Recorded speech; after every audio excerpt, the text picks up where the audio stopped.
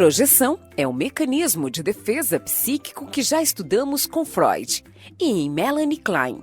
Freud foi o primeiro a estudar e a descrever a projeção e outros mecanismos de defesa, mas psicanalistas posteriores como Klein também contribuíram para o desenvolvimento desses conceitos.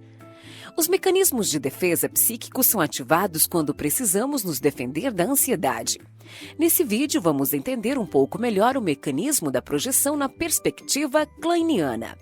E vamos diferenciá-lo de outro mecanismo, a identificação projetiva.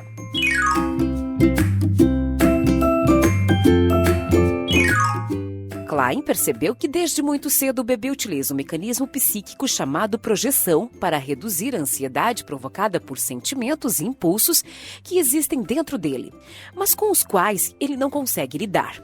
Por exemplo, o desejo de morder e arranhar o seio da mãe que não pode alimentá-lo sempre que ele chora. Esses desejos destrutivos deixam a criança ansiosa. E para se livrar desse material psíquico, o mecanismo da projeção entra em ação e o bebê projeta seus sentimentos e impulsos para fora de si. E passa a fantasiar que eles residem em outra pessoa, em objetos ou mesmo em partes de corpos de outras pessoas. Por toda a vida, utilizamos o mecanismo da projeção como forma de aliviarmos a ansiedade provocada por sentimentos e aspectos da nossa personalidade que nos recusamos a aceitar. Coisas como inveja, incompetência, rancores, avareza. Normalmente, nós projetamos essas e outras características ruins nos outros, mas também somos capazes, desde muito cedo, de projetar boas qualidades. Como vimos nos vídeos anteriores, uma criança que se sente bem pelo fato de ser alimentada e acariciada pela mãe durante a amamentação pode projetar os seus bons sentimentos no próprio seio materno e fantasiar que o seio é que é bom. De forma semelhante, na vida adulta, pessoas que são competentes, mas que não costumam ser muito reconhecidas, podem projetar sua competência em outras pessoas com as quais ela trabalha e acreditar que elas merecem todo o crédito pelo bom trabalho que é desenvolvido.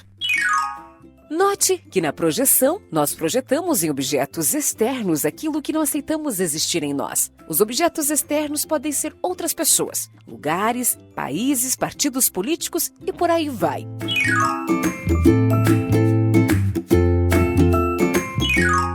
Na identificação projetiva, nós também projetamos em objetos externos aquilo que não conseguimos aceitar dentro de nós. Mas depois nós introjetamos de volta esse material de maneira modificada ou distorcida. A identificação projetiva pode acontecer de diversas formas e ter efeitos benéficos ou deletérios em nossas relações interpessoais. Pois na identificação projetiva, aquele que recebe o material projetado pode se identificar com esse material e passar a se comportar de acordo com isso. Vejamos um exemplo negativo. Imagine que uma criança é tratada por outras pessoas como se ela fosse burra. Talvez ninguém a chame diretamente de burra, mas alguns projetam nela suas próprias dificuldades e se comportam como se ela fosse incapaz. A criança pode, de fato, passar a se comportar como incompetente, perder completamente o interesse pelos estudos por acreditar que não é capaz de aprender. Note que na identificação projetiva, há uma tendência para modificarmos a pessoa que recebe a projeção. Dê uma olhada. Projective identification is closely linked to projection. Most people agree that it involves a development of projection, so it's a psychic action that is in some ways further to projection.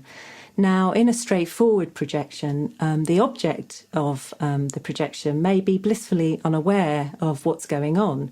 But in projective identification, the key difference is that the object is altered by the projections and comes in some way to see themselves as actually having the attributes or feelings or thoughts or emotions that have been projected into it.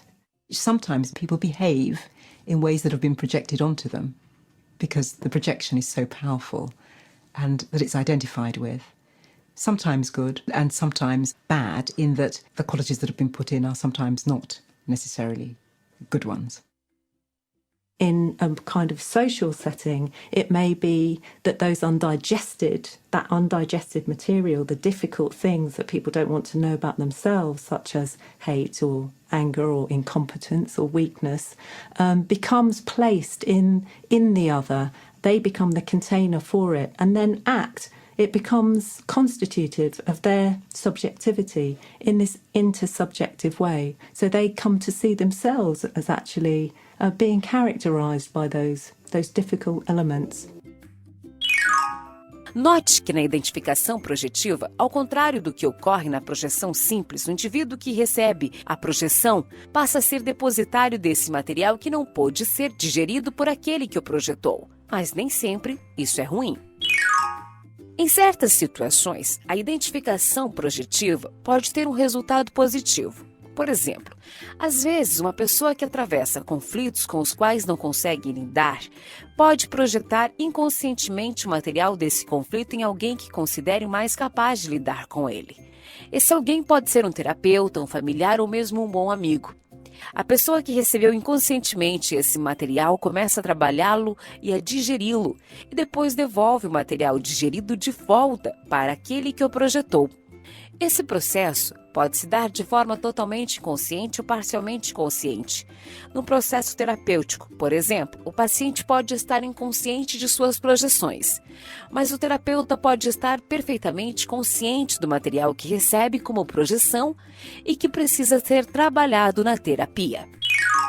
No próximo vídeo veremos como o ego e o superego são compreendidos por Melanie Klein.